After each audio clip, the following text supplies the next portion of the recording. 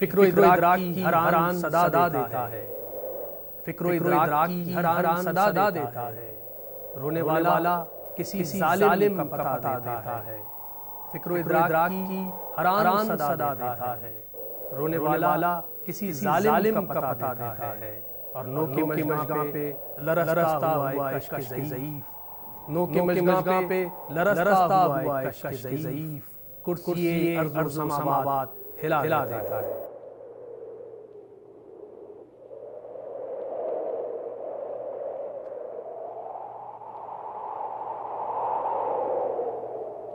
بسم اللہ الرحمن الرحیم۔ السلام علیکم ناظرین اکرام۔ اے بار الہ نوحہ سناتا پھرتا، تا روز جزا اشک بہاتا پھرتا، امداد نہ کرتے جو ترس کھا کے حسین، اسلام تیرا ٹھوکریں کھاتا پھرتا۔ آج ہم کربلا کی مقصدیت اور افادیت کے اوپر کچھ روشنی ڈالیں گے۔ قرآن مجید میں اللہ تعالیٰ فرماتا ہے اذن للذین یقاتلون بانہم ظلموا وان اللہ علی نصرہم لقدیر، اور جن مسلمانوں سے جنگ کی جاتی ہے انہیں اجازت ہے کہ وہ بھی جنگ کریں کیونکہ ان کے اوپر ظلم ہو رہا ہے، اور اللہ ان کی مدد پہ قادر ہے۔ قرآن کی یہ ایک آیت ایک آفاقی پیغام دیتی ہے جو پوری دنیا میں امن قائم کر سکتی ہے، وہ یہ کہ جن سے جنگ کی جا رہی ہے انہیں اجازت ہے۔ ایگریسو ہونا کسی بھی طرح سے اللہ تعالیٰ قبول نہیں فرماتا، بلکہ اسلام میں جنگ میں پہل کرنے کی اجازت دی ہی نہیں گئی، اور یہ ایک آفاقی پیغام ہے جو پوری دنیا میں امن قائم کر سکتا ہے۔ آج ہم کربلا کی افادیت اور مقصدیت کے اوپر کچھ روشنی ڈالنے کی کوشش کریں گے۔ کربلا کی افادیت اور مقصدیت یوں تو بدرجہ ہے اور ممکن نہیں کہ ایک مختصر سے وقت میں اس کو مکمل احاطہ کیا جا سکے، لیکن ہم نے 3 درجہ بندیوں میں کربلا کی افادیت کو تقسیم کرنے کی کوشش کی ہے۔ پہلی تو یہ کہ فکری اور ذہنی اور نظریاتی جو تبدیلی کربلا لے کر آئی وہ ہے، دوسرے دنیاوی دینوی جو کربلا سے فوائد حاصل ہوتے ہیں اور جو نتائج ملتے ہیں ان پہ کچھ روشنی ڈالیں گے، اور تیسرے اخلاقی اور تمدنی اثرات جو کربلا کے ہیں اور وہ جس طرح اخلاقی اور تمدنی چیزوں کی طرف اشارہ کرتی ہے اور ہمیں تعلیم دیتی ہے اس پہ کچھ روشنی ڈالیں گے۔ سب سے پہلے میں فکری اور نظریاتی تبدیلی کی طرف روشنی ڈالنا چاہوں گا جس پہ کربلا اثر انداز ہوئی۔ دراصل امام حسین علیہ السلام کا مقصد کبھی بھی یہ نہیں تھا کہ وہ یزید کی حکومت کو گرانے کی کوشش کریں۔ اگر ایسا ہوتا تو آپ تمام مادی وسائل بروئے کار لے کر آتے، ایک فوج جمع کرتے، اس کے بعد آپ یزید پہ خروج کرتے۔ لیکن ہم دیکھتے ہیں کہ حضرت امام حسین علیہ السلام ایک ذہنی تبدیلی لانے کے لیے کوشاں ہیں، کیونکہ فوج اور تلوار انسانی جسم کو ٹکڑوں میں تو تبدیل کر سکتی ہے لیکن انسانی ذہنیت کو نہیں بدل سکتی۔ یہاں امام حسین علیہ السلام کا مقصد یہ ہے کہ وہ فکر انسانی کو تبدیل کر دیں، ایسی دیرپا اور مستقل تبدیلی انسانی ذہن میں لے کر آئیں جس کا اثر قیامت تک جا سکے۔ اب یہ فکری اور نظریاتی تبدیلیاں کیا تھیں، ان کی مثال میں 3 اثرات پہ دوں گا کہ سب سے پہلے بات تو یہ کہ جب ایک عام انسان کو اس کے برے عمل کا، اس کے گناہ کا ازالہ کرنا پڑے گا اس دنیا میں بھی اور قیامت میں بھی، اسی طرح کربلا ہمیں درس دیتی ہے کہ حاکم وقت بھی اس سے محفوظ نہیں، اگر وہ گناہ کرتا ہے تو اس کا بھی محاسبہ کیا جائے۔ دوسرا سبق جو کربلا دیتی ہے وہ یہ ہے کہ مسلمان حاکم کی امن عامہ کی خاطر اس وقت تک فرما برداری لازم ہے جب تک کہ وہ شاعر اللہ اور احکام خداوندی کی خلاف ورزی نہیں کرتا۔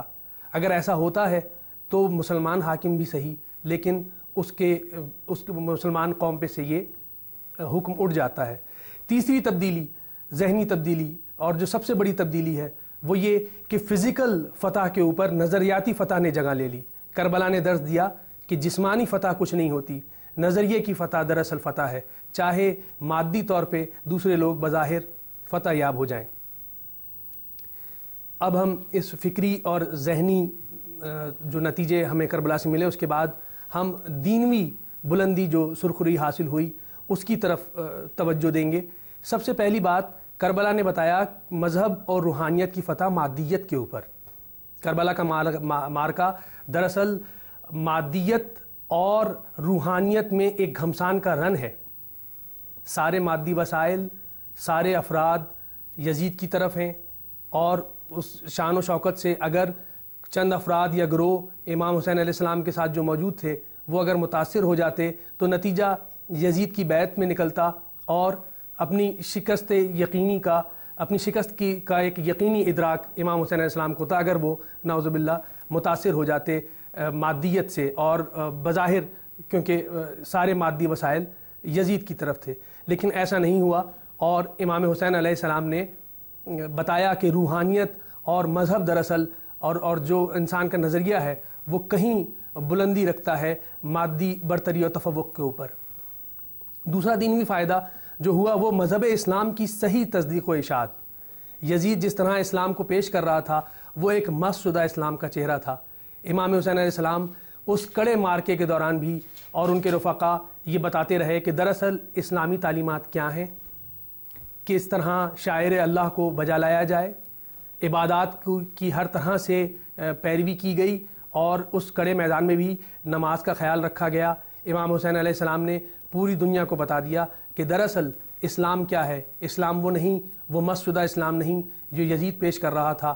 اسلام کی تعلیمات کو یکسر اس نے موقوف کر دیا تھا اور بتا رہا تھا کہ اس شکل میں اسلام نافذ رہے گا. لیکن امام حسین علیہ السلام اور ان کے رفقا نے میدان کربلا میں بتا دیا کہ نہیں، اسلام وہ ہے جو امام حسین علیہ السلام اور ان کے 72 رفقا جس پہ عمل پیرا ہیں، اور میدان کربلا میں تمام تر سختیوں کے باوجود جس کا مظاہرہ کر رہے ہیں.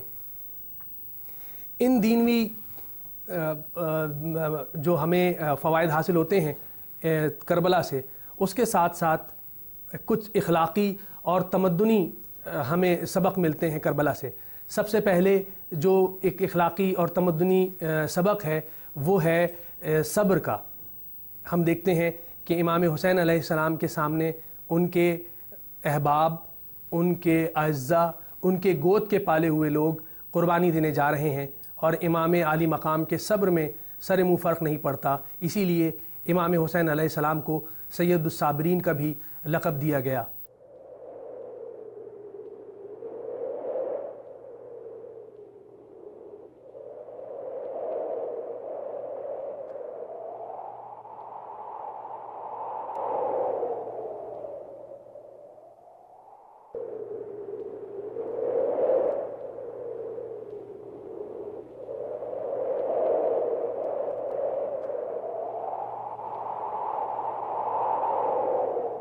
پیروی ہم تیری شبیر کیے جاتے ہیں، پیروی ہم تیری شبیر کیے جاتے ہیں، مر کے بھی خاک کو اکسیر کیے جاتے ہیں.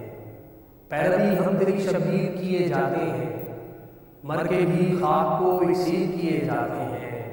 اور جو محل خلق کے تحریر کیے جاتے ہیں، جو محل خلق کے تحریر کیے جاتے ہیں، کربلا ہی سے تو تعمیر کیے جاتے ہیں. اور لاش اصغر نہیں دیکھی ہے تو دیکھو کہ خلیل، لاش اصغر نہیں دیکھی ہے تو دیکھو کہ خلیل، خواب اس طرح سے تعمیر کیے جاتے ہیں.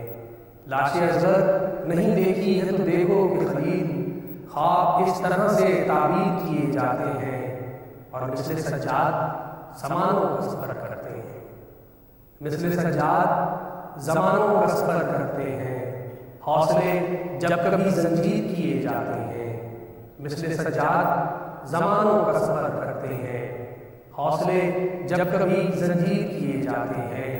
اور ایک طرف لائق تعظیم ہوا ذکر حسین، ایک طرف لائق تعظیم ہوا ذکر حسین، ایک طرف ہم ہیں کہ تقصیر کیے جاتے ہیں.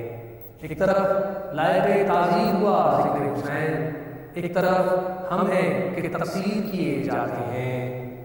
اور دل غم شاہ سے روشن جو کیا ہے تو قمر، دل غم شاہ سے روشن جو کیا ہے تو قمر، روشنی وہ میری تقدیر کیے جاتے ہیں. دل غم شاہ سے روشن جو کیا ہے تو قمر، روشنی وہ میری تقدیر کیے جاتے ہیں. پیروی ہم تیری شبیر کیے جاتے ہیں، مر کے بھی خاک کو اکسیر کیے جاتے ہیں. دوسرا اخلاقی اور تمدنی سبق جو اسلام سے جو واقعہ کربلا سے ہمیں حاصل ہوتا ہے وہ ہے حریت فکر کا۔ کسی آزاد ملک کے افراد بھی غلام سمجھے جائیں گے اگر وہ محض اپنے مفادات کی راہ پہ لگے ہوئے ہیں اور وہ حق پرستی کا ساتھ نہیں دیتے، اور کسی غلام ملک کے افراد بھی آزاد سمجھے جائیں گے اگر وہ اب صرف اپنے مفادات کا تحفظ نہیں کر رہے بلکہ ہر قدم پہ حق پرستی کا خیال رکھتے ہیں۔ تو یہ حریت فکر اور یہ احساس کربلا نے ہمیں دیا۔ دوسرا سبق جو حاصل ہوتا ہے وہ ہے صاف گوئی کا۔ کربلا نے جگہ جگہ ہمیں بتایا کہ اگر صاف گوئی سے اپنا نقصان بھی ہو رہا ہے تو اس کی پرواہ نہ کی جائے، بلکہ صاف گوئی کا دامن کسی حال میں نہ چھوڑا جائے۔ جب امام حسین علیہ السلام مکہ پہنچے اور حج ادا کرنے لگے اور پھر حج کو آپ نے عمرے سے تبدیل کیا اور اعلان کیا کہ میں کوفہ کی طرف جا رہا ہوں، تو بہت سارے مفاد پرست افراد بھی آپ کے ساتھ ہو سکتے تھے، لیکن آپ نے صاف طور پہ اعلان کر دیا کہ جو اپنی جان مجھ پہ فدا کرنا چاہتا ہو اور اپنی موت کی جس کو پرواہ نہ ہو وہ ہمارے ساتھ روانہ ہو جائے۔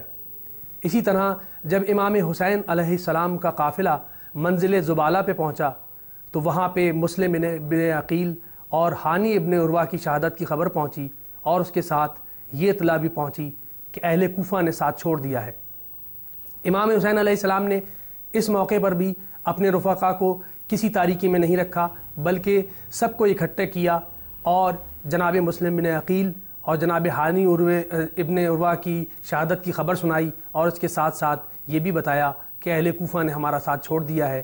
اس کے بعد آپ علیہ السلام نے فرمایا کہ اس صورتحال میں اب جس کو جان دینی ہے وہ ہمارے ساتھ رہے، اور جس کو جانا ہو وہ چلا جائے، اس کی کوئی ذمہ داری نہ ہوگی۔ یہ وہ صاف گوئی کا درس تھا جس کا دامن امام حسین علیہ السلام نے شب عاشور تک نہیں چھوڑا۔ ہم دیکھتے ہیں کہ شب عاشور میں آپ کا کردار یہ رہا کہ آپ نے چراغ کو گل کر دیا اور اس کے بعد اپنے ساتھیوں سے فرمایا کہ اس اندھیرے میں جسے میرا ساتھ چھوڑ کر جانا ہو وہ چلا جائے، اس کے اوپر کوئی دینوی اور دنیاوی ذمہ داری نہ ہوگی اور اس کے اوپر کوئی عذاب نہ ہوگا۔ یہ وہ کردار ہے جس نے مفاد پرستوں کے ٹولے کو اپنے سے دور رکھنے اور یہ بتانے کے لیے امام حسین علیہ السلام نے ادا کیا کہ اس وقت میرے ساتھ کربلا میں صبح جو لوگ بھی شہادت دیں گے انہیں اچھی طرح معلوم ہے کہ انہیں جان دینی ہے، کسی تاریکی میں نہیں رکھا گیا، انہیں اسلام اور دین کی سرخروئی کے لیے اپنی جان اللہ کے اوپر قربان کر دینی ہے۔ تو امام حسین علیہ السلام نے ہر موقع پہ ہم دیکھتے ہیں کہ صاف گوئی کا سبق دیا تاکہ انسان اپنے مفادات کو ایک طرف رکھے اور صاف گوئی جو شریعت کا حکم ہے اس کے اوپر قائم رہے۔ اس کے ساتھ ہم دیکھتے ہیں کہ ہمیں ایک اور سبق عزت نفس کا ملتا ہے۔ امام علیہ السلام نے کسی بھی خوف، کسی بھی لالچ، کسی طمع کو نزدیک نہیں آنے دیا۔ آپ علیہ السلام نے زندگی کی بھی پرواہ نہیں کی، اور آپ کا یہ قول بڑا مشہور ہے کہ عزت کی موت ذلت کی زندگی سے کہیں بہتر ہے۔ تو ایک عزت نفس کا اتنا خیال رکھنا یہ ایک ایسا اخلاقی اور تمدنی سبق ہے جو بڑا آفاقی حیثیت رکھتا ہے۔ اس کے ساتھ ساتھ ہم دیکھتے ہیں کہ امام علیہ السلام حسن معاشرت کا بھی سبق دیتے ہیں۔ جب امام علیہ السلام کا قافلہ کربلا کے نزدیک پہنچ رہا تھا اور فرات سے بالکل نزدیک تھا آپ کا قافلہ، تو ہر کا قافلہ جو کہ بہت دور تھا اور اس کے لیے ممکن نہ تھا کہ وہ امام حسین علیہ السلام کے قافلے سے پہلے نہر فرات تک پہنچ جاتا، انہوں نے صرف یہ سوچ کے کہ امام عالی مقام کے قافلے کے اوپر پانی بند کرنا ہے، اپنے گھوڑوں کو بہت تیزی کے ساتھ دوڑایا تاکہ وہ پہلے پہنچ سکیں، لیکن یہ ناممکن سا تھا۔ امام حسین علیہ السلام کا قافلہ چند قدم کے فاصلے پہ تھا، لہٰذا وہ پہلے نہر پہ پہنچ گئے، اور جب ہر کا قافلہ انتہائی تیز گھوڑے دوڑانے کے باوصف کی وجہ سے نہایت بھوکا پیاسا پہنچا قافلہ امام حسین کی طرف، تو ان کے سارے گھوڑے، ان کے سارے سوار پیاس سے ان کا برا حال تھا، صرف اس وجہ سے کہ انہوں نے بے تکان اپنے سواروں اور گھوڑوں کو دوڑایا تھا۔ امام علیہ السلام نے اس کا ادراک رکھنے کے باوجود اپنے قافلے والوں کو حکم دیا کہ ان کے سواروں کو اور ان کے جانوروں کو اتنا پانی پلاؤ کہ جانور تک پیاسے نہ رہیں۔ یہ حسن معاشرت کی ایک بہترین مثال تھی۔ آپ علیہ السلام کو اچھی طرح ادراک تھا کہ کہ کس لیے یہ قافلہ اتنی تیزی سے آپ کے کنبے کی طرف آیا ہے، لیکن آپ نے حسن معاشرت کا دامن یہاں نہ چھوڑا اور تمام یزید کے قافلے کو اپنے چھاگلوں میں بھرے ہوئے پانی سے سیراب کیا اور ان کے جانوروں تک کو سیراب کر دیا۔ اس کے علاوہ جو ہم تیسری چیز دیکھتے ہیں، جو اور ایک صفت ہے اس تمدنی اور اخلاقی، وہ ہے استقلال کی۔ امام حسین علیہ السلام جب بھی آپ نے انہی بڑے ادیان کے جتنے بھی پیروکار ہوتے ہیں سچے دین کے، وہ کسی بھی حالت میں اپنے اصول سے انحراف نہیں کرتے، تو امام حسین علیہ السلام نے اس کا سبق دیا، اس استقلال کا۔ جب راہ میں ہر ساتھ ہو لیا تو اس نے جگہ جگہ بتایا کہ یا امام، میں اس بات سے خوفزدہ ہوں کہ آپ کہیں اپنے شاعر پہ عمل کرتے ہوئے قتل نہ کر دیے جائیں۔ تو امام علیہ السلام نے فرمایا کہ زیادہ سے زیادہ کیا ہوگا، اگر حق کی راہ میں موت بھی آ جائے تو کوئی مضائقہ نہیں۔ امام حسین علیہ السلام نے پورے واقعہ کربلا کے دوران کئی بار اپنا وہ مشہور شعر پڑھا جس میں وہ کہتے تھے کہ اگر میرے نانا کا دین میری جان قطع کیے بغیر نہیں بچ سکتا تو اے خون آشام تلواروں آؤ میرا جسم حاضر ہے۔ اس کے ساتھ ساتھ جو اور سبق ملتا ہے وہ ہے امن پسندی اور رواداری کا۔ امام حسین علیہ السلام نے کبھی یزید کے خلاف مدینے میں جب آپ علیہ السلام تھے کبھی یزید کے خلاف کوئی تقریر نہیں کی، کوئی خطوط نہیں لکھے، کہیں بیرون ممالک کوئی رابطے نہیں کیے، کوئی شورش برپا نہیں کی، کہیں بازاروں اور پبلک پلیسز پہ آ کے آپ نے یزید کے خلاف کچھ نہیں کہا، حتیٰ کہ یزید کا گورنر ولید آپ سے یزید کے لیے بیعت کا طالب ہو گیا۔ اس وقت بھی امام حسین علیہ السلام اتنے مضبوط تھے، آپ کے رفقا اور آپ کے احباب مدینے میں اتنے مضبوط تھے کہ ولید کی بہت کمزور سی حکومت کو جب چاہتے آپ گرا کے اس پہ قابض ہو جاتے اور پھر ایک بڑی فوج اکٹھا کر کے یزید پر لشکر کشی کرتے، مگر آپ نے ایسا نہ کیا، بلکہ آپ نے مدینے سے ہجرت فرمائی، مکے کی طرف رخ کیا۔ مکے آپ کا ارادہ حج کا تھا، لیکن جب دوران حج آپ کو علم ہوا کہ کچھ لوگ حاجیوں کے بھیس میں آپ کو قتل کرنے کے لیے مقرر کر دیے گئے ہیں، تو کعبے کی حرمت کا آپ نے پھر خیال کیا، اور بجائے یہ کہ آپ کعبے میں موجود حاجیوں کو اپنے ساتھ ملا لیتے اور کوئی جذبات کو برانگیختہ کرنے والی تقریر کرتے، آپ نے اپنے حج کو عمرے میں تبدیل کر دیا اور بسلامتی آپ وہاں سے باہر آ گئے۔ اس کے ساتھ ساتھ امام حسین علیہ السلام نے کوفے سے آنے والے تمام خطوط کے جواب میں یہی کہا، ہمیشہ یہی کہا کہ میں کتاب و سنت کی طرف تمہاری رہنمائی کرنے کے لیے آ رہا ہوں، نہ کہ یزید کے خلاف تلوار اٹھانے۔